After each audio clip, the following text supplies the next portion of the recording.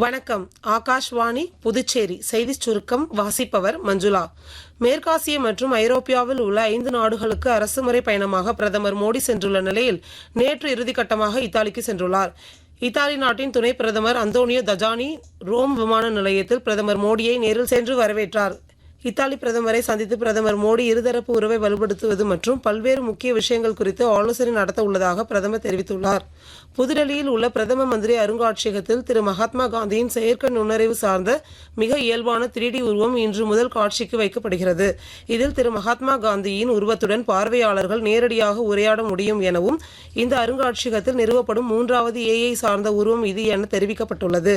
திரு சர்தார் வல்லபாய் பட்டேல் மற்றும் முன்னாள் குடியரசுத் தலைவர் திரு APJ அப்துல் கலாம் ஆகியோரின் ஹாலோ பாக்ஸ் அமைப்புகள் இந்த அருங்காட்சியகத்தில் ஏற்கனவே அறிமுகப்படுத்தப்பட்டுள்ளன.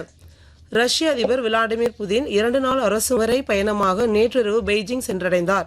சீன அதிபர் ஜி ஜின்பிங்குடன் இரு நாடுகளுக்கு இடையிலான பொருளாதார ஒத்துழைப்பு குறித்தும் முக்கிய சர்வதேச மற்றும் பிராந்திய விவகாரங்கள் குறித்தும் அவர் விவாதிக்க உள்ளதாக தெரிவிக்கப்பட்டுள்ளது.